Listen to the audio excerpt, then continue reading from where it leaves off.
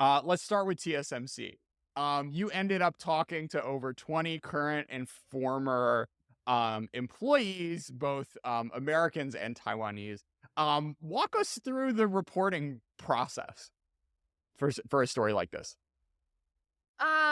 I think 4 months ago, I had the idea actually when I was reporting on Foxconn. I remember I was asking the Foxconn managers, do you know any TSMC people?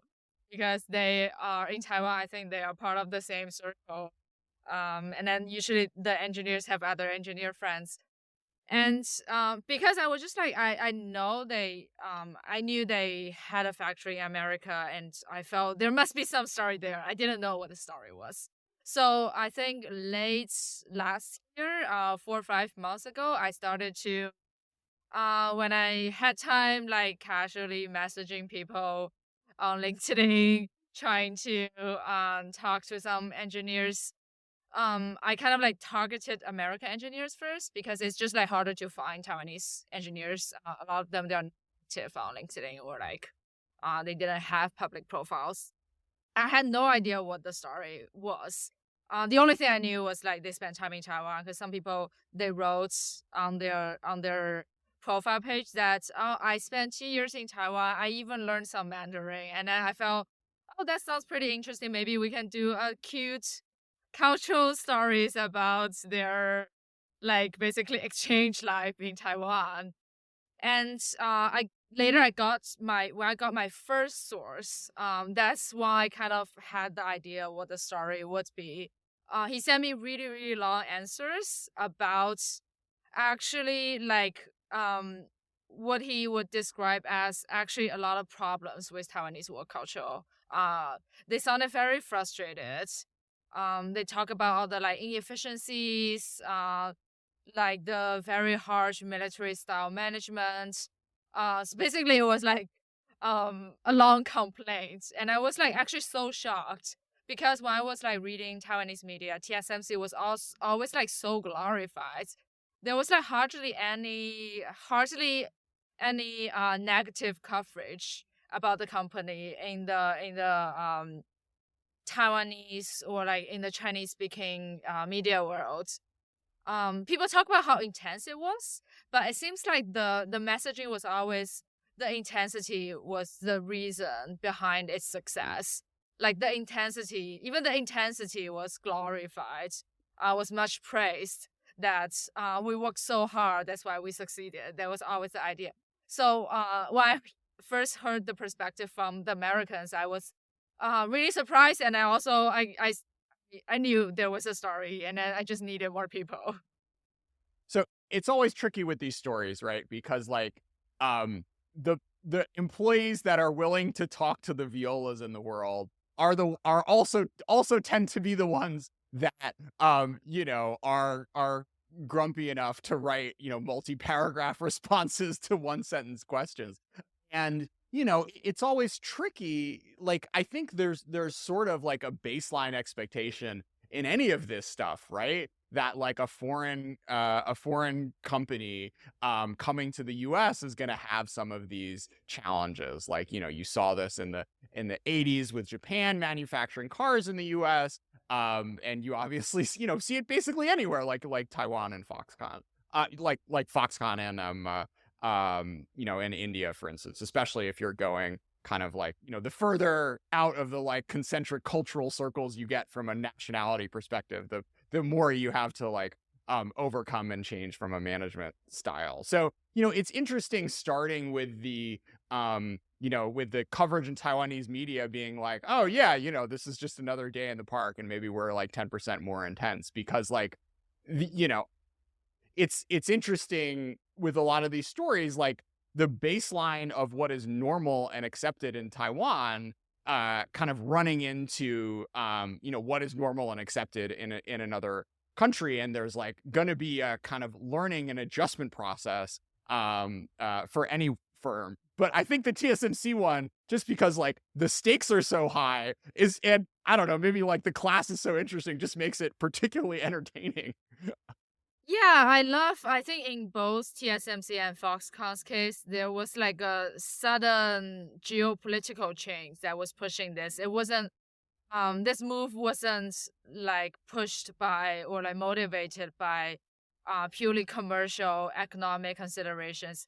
That's why I think we saw like more dramatic things happening in this context. Because it's interesting that both of them are like unnatural fits that would not be happening if it wasn't for geopolitics. And it's more expensive to make the iPhone in India than it is in Zhengzhou. It's more expensive to make chips in the US than it is in Taiwan. But like the companies kind of have to do it for this, that, and the other region, which we cover a lot on other episodes of China Talk. We don't need to get into here, but it sort of is pushing firms further out of their comfort zone to go faster than they would otherwise. But yeah, all right. So let's continue with the narrative story. You get this one grumpy American. It's there's some good meat here. So how do you continue to unravel the mystery of what goes on in TSMC Arizona? Yeah, so I just about like spending a lot of time trying to get more people to talk. Yeah, like I agree that I think the first people that a journalist would find when they got into like a news story like this tend to be some like a grumpy employee. But I think as we get deeper, as we started to talk more people, actually I started to get a spectrum of different opinions. And also that's why like being on the ground is so important. I made a trip to Arizona in February. And then there like very interestingly, because there are so few East Asian people living, like you can yeah, like just like by walking on the streets, if you bumped into like East Asian looking young man, usually 90% or even 90% of the chance they are TSMC engineers. And then they're not grumpy employees. They're like it's a pretty good sample size.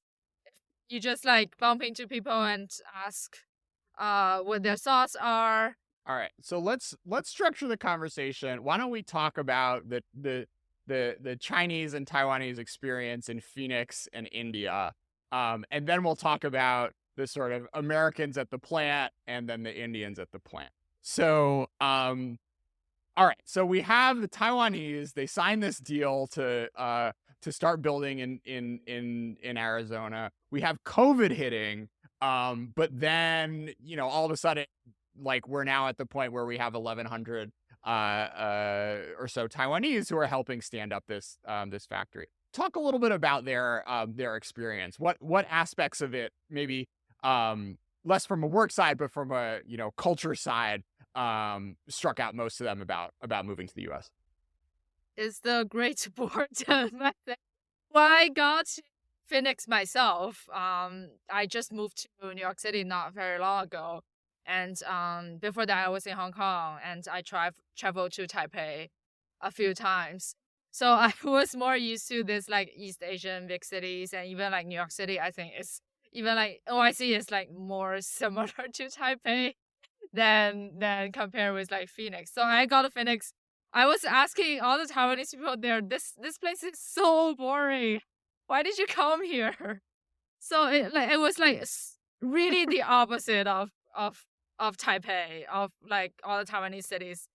The food is like, I don't want to offend Americans. I feel there are very limited options. That is in no way compares to what you get in Taiwan. Transportation, there's no public transportation. There's no proper malls. There are like nowhere where people could hang out. Like all the like restaurants, like coffee shops, they are like mostly like chain stores, like Starbucks, IHOP, Chipotle. Um, yeah. So like I think that is their biggest culture shock. In some way the life become very inconvenient. One thing I'll say in favor of Phoenix is it has Waymo. So that's something you don't get in Taipei. Autonomous driving vehicles. But yeah, having spent maybe 7 days there a week ago, I will say it is very pretty. It can get very hot. It is also a lot of suburban sprawl, which takes some loving, and particularly if you're not like super into like desert exploration, it may be Mm. tricky. But all right, so I think the experience of the Chinese managers, that was almost like a more classic like show up in a developing country story and like have no interest in exploring any of it. I presume the expectations were like relatively low going in, and you have the classic stuff of them like bringing lots of their own food and having a special chef and living in a compound. But those poor Taiwanese thinking that America was all that, and then they show up and they're just like living a suburban lifestyle, is kind of brutal. Well, I guess what was interesting also is there's this like added selling point of bringing your family to the US. You talked about people timing pregnancies to make sure that their newborns had citizenship. What was the sort of like schooling and integration with more English in their life from a lifestyle perspective, at least, like for those Taiwanese engineers? Mm. Right. So yeah, I think the biggest advantage, the biggest selling point of Phoenix is it's in America. And I think people would all agree if you have children growing up in America, if you have babies who are born with American citizenships, and I totally agree with the person quoted in the article that they will have more options coming up. They will be able to like, and then this story is a proof of that. You instead of working for TSMC, you can work for like American tech companies with much better work-life balance when your children are growing up. So yeah, so like a lot of people cited the children's education as the main reason that they took up the jobs. Some of them, there are like local media reports about local primary schools offering special, maybe like Mandarin visual aids, or like they have like certain English as a second language programs just for the Taiwanese students. Some of them, they are like teenagers in high school. They're attending American high school. I bumped into a teenage girl who is attending American high school, and then she is a child of like two TSMC employees. So like both of her parents work at TSMC, and then she said like she's doing great, like integrating well. She really wanted to come to America. That's why she actually asked her parents to take the opportunities to come here. And then they have, because there are like so many Taiwanese children right now, they have their own community. They go out together on weekends. This person is dating another TSMC kid. So it's like a mini TSMC community now growing in Phoenix. Okay, so you got your kid in high school. You're kind of bored, but going hiking on the weekends. You're working really hard, and all of a sudden you got to deal with these like really annoying Wagwaran. What how has it been from the experience of your mid-level TSMC engineer dealing with all these foreign employees for the first time? The thing they noticed very early on is that Americans get off work on time. They get off work at 5 p.m. Some of them, they're like, like they actually work 8 hours. So like, I think this is a very big shock to them. And they also talk about how Americans, they are more likely to challenge the orders they are given. Like, oh, we tell you to do this, and then they will ask why, and then you have to explain to them. And then sometimes they're not convinced. So like they don't want to do this thing that you ask them to do. So like they just like complain a lot, challenge a lot. Oh, I think one person mentioned that it's not in the story, but like they mentioned like, oh, in America, people actually eat lunch or like eat snacks during meetings. That they have never seen it happening in Taiwan. And in America, people call like their managers like by name. but in Taiwan, it's commonly you call them like 长官. It's a very military term. That's and then or like you call your managers like sir. So I think overall they just feel like Americans are hard to manage, and it seems that they don't do as much as Taiwanese people. And then overall it becomes like a vicious circle. Like at first, like Americans, they don't get proper training, they have language barriers, and then later the manager will feel like, oh, they're like so 麻烦 to deal with them. I would rather just assign this task to Taiwanese people. So it seems like there are like two worlds going on. That Americans, they're always like getting away with things, but Taiwanese people, they're like having their tasks piling up. So that's where like I feel like some people, they started to get annoyed with like working with Americans. Yeah, I love this. I love this quote. Very simple. It's hard to get them to do things. Like, totally understand. Like, I'm sure it is, and I'm sure it's really annoying if you've, been able to work with the pick of the litter in Taiwan, and have incredibly dedicated employees and be able to pay top dollar to get the best graduates who aren't daydreaming about another job and are not having to compete with like Walmart and Amazon and whatever else. And yeah, I'm sure it's super frustrating. And then I love the bit like where the Kumamoto plant launches up and then a Taiwanese engineer goes, the Japan factory opened first. I'm very frustrated. It's like, they were really trying to do the thing. And it's clear that there were some construction challenges, some labor challenges. I'm sure permitting challenges as well, which maybe you didn't have to deal with in Japan. That got them that got them further. But all right. So let's come to the American side, because I can also very much empathize as a foreigner who's worked in Chinese workplace environments, that there's a whole lot of BS that happens that maybe actually isn't so great for productivity in the long run. Talk about why the Americans who ended up working with TSMC, what were their motivation and sort of initial interactions with the company. Yeah, so like actually a lot of this remind me of Chinese tech companies.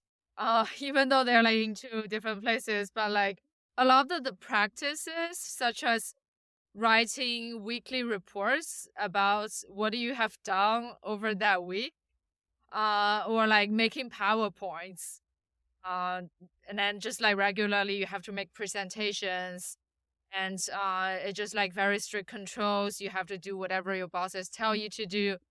And then you have to stay behind even though you have finished your work. All these things, like they are like, I feel quite standard for maybe an Asian workplace. But yeah, I can totally see why Americans feel very frustrated by all these things that have nothing to do with what you actually produce. And then adding to it is the language barrier. They don't feel like they're actually properly learning the thing that they want to learn, which is like making semiconductors. Yeah, I love the part where this person said they had to like hand copy Chinese characters to translate them because you cannot upload the production materials to Google Translate. I can't imagine how that would work for a foreigner. You like basically like you were like drawing and then it's about like making semiconductors. So yeah, it's like the company was just really, really underprepared to in terms of like in terms of like management, in terms of culture, in terms of like overcoming language barriers. Yeah, they were like not prepared to receive like a global workforce. Yeah, I don't know. As the like third foreign passport holding person in a large Chinese tech firm back in Kuaishou, like I get it. And it's also the sort of thing where like I'm sure there was some bureaucratic dynamics where like, you have this like decision made by the highest levels of management. And, is Mark Leo going to be the one to make sure that you have some translation? Like, absolutely not. And is the 45-year-old going to be super excited about, doing this project that's not going to come online in 2026 when, There's 10 other things that are prioritized.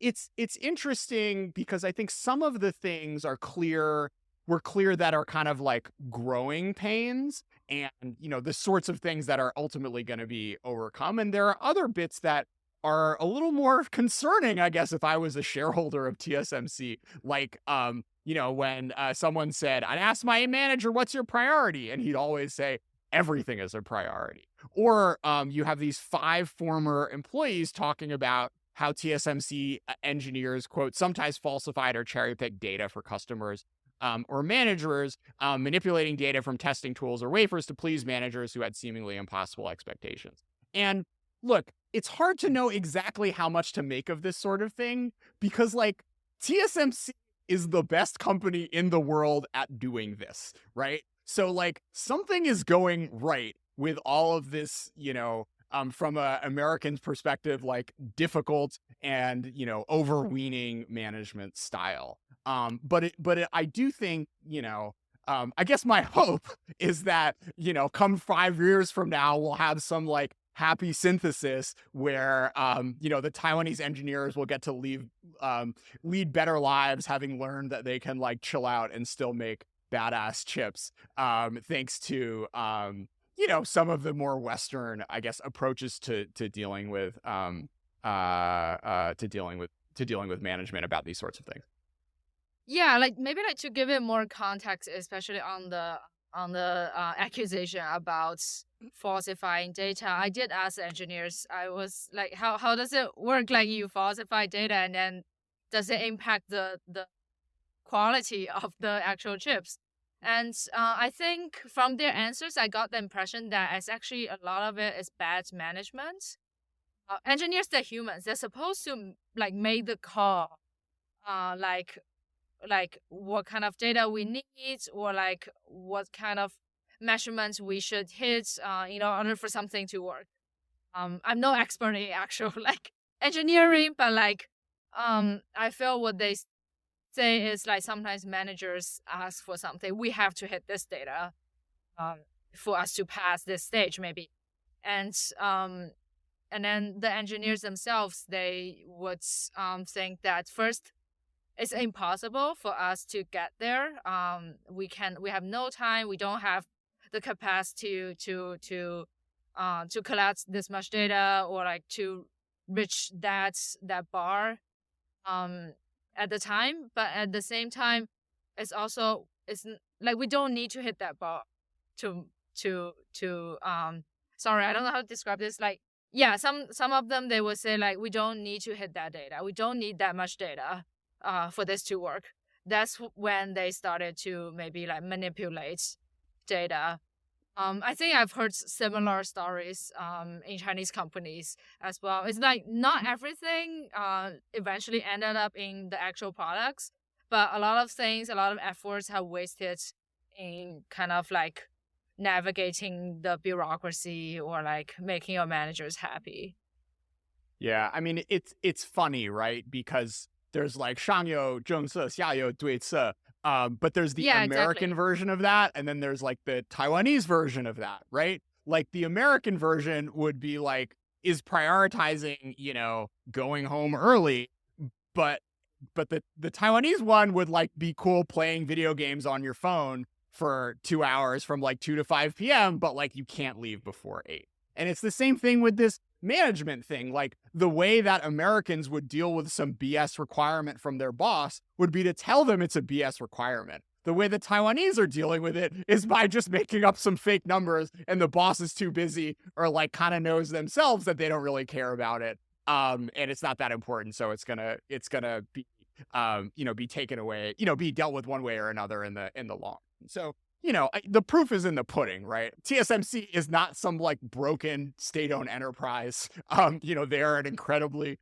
competitive, successful firm, and have like a fair amount of faith that this is the sort of thing which is going to be ironed out eventually. But it's really difficult to do this sort of international expansion in manufacturing, and it does take real time to kind of get the gears going and really start to iron out some of these cultural kinks. Yeah. I think you know this firsthand as someone who has actually worked in Chinese tech companies. Um, yeah, and then I do think if they want, they can adapt over time. But I think one of the experts also pointed out that do they really have the incentive to transform their management style just for this American factory? I think it depends on eventually how much chips does the U.S. government want them to produce in America. If it's like a small amount, maybe they're just like take losses, having it run fairly, maybe like slowly, um, like they can just like absorb the extra cost. But if it needs to be like an actual efficiently run, profitable factory in the long run, they do need to figure out a better way to retain the American workers so they don't keep like looking for jobs at Intel. The best alternative option to working at the factory seems to me to be the key difference between what you saw in India and what you saw in the US. Because in America, like, look, like these are hard jobs. You're wearing a bunny suit. You have to work under these sort of new strange conditions. And like, I don't know, there's like 3.5% unemployment. Like there's plenty of other opportunities for a lot of people. And it's not like that, these jobs are necessarily like paying top dollar, like what you could see in the Taiwanese context. But, when you look at India, it's sort of like China in the 1980s, right? Where you have factory women who all of a sudden are like liberated from these awful patriarchies, but by being able to make money on their own and they can live independent lives. And look, if that means you have to like learn how to use a tweezers all day, or you have to live in barracks, or you got to get used to dealing with air conditioning, having lived in a tropical climate all your life, like you're gonna suck it up and make do, because this factory job is so much better than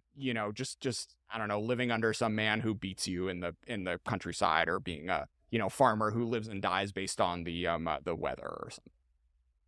It's yeah, I feel like to some extent, like even though like Foxconn makes less money in India, this move maybe like follows the economic logic more naturally. Probably it's something that will eventually happen because of the low labor cost, because it is cheaper to hire workers in India. It's just like the supplier network is not ready yet. So I think the geopolitics is I think geopolitics are accelerating the process a little bit. That you have to move them now. But yeah, we did see in India kind of like similar things that happened in China 30, 40 years ago. That women, they are coming out of villages for the very first time and then taking up factory jobs, and then they can do very hard works with relatively low pay. That was but the move to America, probably it would never happen without politics. Yeah. Well, I mean, it's not necessarily the case. Like, I think there's look, you have the CHIPS Act subsidies, you have the vast majority of TSMC's clients are based in America, right? So the design firms, it's kind of nicer to fly to Phoenix just to fly all the way from Cupertino to Taiwan. So, I think there are other kind of logics going on. And the other thing that's important to remember about TSMC, right, is like semiconductors are a global industry, and there are different pieces of the TSMC as an organization that have to collaborate with all the semiconductor equipment manufacturers, and have to do sales to Nvidia and Apple and everyone else. So this is an international organization on some dimensions, and they've been able to do that very successfully. But manufacturing has basically been entirely within East Asia, and that is kind of the big jump. And I think it's I tweeted about about Viola's thing, which kind of blew up a little bit. And one of the interesting emails I got was someone being like, look, when you look at like a Samsung or a Huawei, that has to sell products internationally, like they've been at this earlier and more often. And, they have all these training programs where they send people abroad and have them learn, local languages and establish relationships and go to schools outside of, Korea or China, as the case may be. And, this is like a process and a story. Maybe I'll go back and find some guy who worked at Hyundai in the 80s or Toyota or something to get that arc too, because there are a lot of similar parallels there between No, I was just saying, like, I got an email from an engineer who worked in semiconductor in the US in the 70s, I think. I also like heard it from someone else who is more part of the older generation of semiconductor engineers. And then they said it was the same in the US 30 years ago. Back then at Intel, at Texas Instruments, we were also working 12 hours a day. And then I think there's like an argument that they were making that, like hard work was why TSMC succeeded, and like younger Americans, their reluctance to work hard is why we lost. It's why America like fell behind. I think I follow the logic. Personally, I don't completely agree. I think America succeeded in other ways, that they, like Apple, Nvidia workers, they have a much better life, and then they make more money, and then they successfully outsource the manufacturing part to other places. So I don't think like America is falling behind by not working hard enough. But I see that's kind of like a quite common sentiment. Some people, like, they do believe that this requires working hard. And then there's no like right or wrong answers. Like, would TSMC be the same successful if they are more relaxed on management, if they are less bureaucratic, or like they're less authoritarian, less military? There's no real like comparison there to be made. And then I've heard people who are saying like, yeah, it's like unnecessary bad management, and then there are people arguing like we succeed by being authoritarian. So like I feel like it's something that's worth discussing. Yeah, I mean that's the key point, right? Is like TSMC's as a market cap of $600 billion, Apple's 2.5 trillion, Nvidia's 2 trillion. It's better to do design than it is to do manufacturing. Manufacturing sucks. It's really hard, and the salaries have been lower for the past 30 years. And I don't know, like, to what extent Intel falling off is downstream of them not choosing to double down on EUV, or them choosing to like be soft and lazy, or they just weren't able to hire the same talent that they were in the 70s and 80s because there were software and semiconductor design companies that could just pay more. But the fact is, like we do have a TSMC now, which is the unquestioned world leader and is going to continue to be for at least the next few years. And they're not all idiots at TSMC, I guess is my point. Something has gone right, and it's not just banging your head against a wall and working 16 hours a day. There's more magic to that firm than that. And I think part of what part of that is this like really great quote that you had at the end from a TSMC employee who was like a little frustrated with the Americans, but it goes like, look, everything comes from working hard. Without this culture, TSMC cannot be number one in the world. I want to support TSMC to be great. It's my religion. And, I mean, no offense to Foxconn, but I don't think anyone's calling Foxconn a religion. There is something really kind of magical that ends up happening going from sand to microchips that may at some level take the level of dedication that you're seeing out of this employee to really succeed. I get this pride in East Asian Taiwanese manufacturing. I think there's a generation of people who are really proud of how Taiwan succeeded in that industry. I feel like I really emphasize with even like this, like their loyalty to companies. I see where that come from. And yeah, I also understand how Americans have no attachment to their companies at all. Yeah. Yeah, I guess it's just like when people are talking about the cultural, I feel a lot of it is actually not like entirely about like, yeah, East Asians work harder, they are more willing to put up with stuff, and Americans have a more carefree culture. It's a lot of it is actually economical. That in Asia, people do not have that many options, and then because like American companies, they're really really popular employers in China and in Taiwan, in many Asian countries. People wanted to go to a YT, and even like Japanese companies, I feel they are pretty desirable in China. People wanted to have a better life at foreign companies. They don't care about like having to learn English or like having to deal with foreign bosses. So yeah, I just like we shouldn't like make this easily about like Asian company culture versus American company culture, and then these are not compatible. I feel eventually all workers they do want a better life. Yeah, and then that's universal. And then maybe like Americans, they're just like more privileged enough, so they can afford making complaints. They can afford risking getting fired. And for Asians, I remember a Taiwanese person saying like, we have to do more because we're not Americans. We are here on a company visa. We cannot jump ship. So yeah, it's really about there's like a power dynamic there.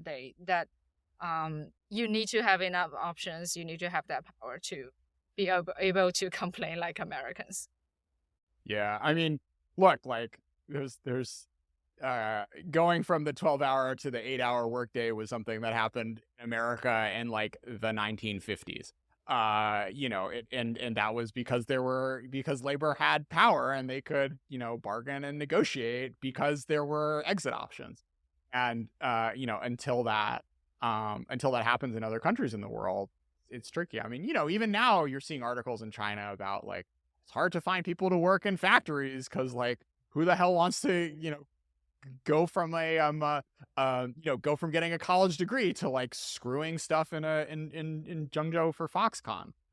So yeah, it is like a bit of a stages of development. I did love this beat you had in the Indian story, where you wrote that the expat staff enjoy Indian work culture of tea breaks, chatting with colleagues, and going home on time. They recognize they are helping the company spread a Chinese work culture that they know can be unhealthy. At Foxconn's factories in China, people strive to exceed their targets, sacrifice leave days, and stay late to impress bosses. The Chinese workplace is too neijian, or involuted, several expat employees said. The term, increasingly popular in China, describes the incessant competition in Chinese society and the grinding race to the bottom that comes to it. Quote, gradually, we're bringing neijian to China, joked an engineer. Which is like, I mean, this needs to be an office workplace comedy or a documentary or something, because like it's just such a lovely arc of I'm sure it's going to happen in America. I'm sure there were streams of that happening in America too, where I'm sure the Taiwanese employees would like to see their teenage kids a little bit more than they were doing in Taiwan as well. Yeah, I felt like I've met like people have described this like typical TSMC family of like mostly male engineer working 12 hours a day, and then their wives being staying at home moms taking care of children. I feel yeah, there could be a better arrangement in terms of like both the husband's well-being and in just terms of like gender equality.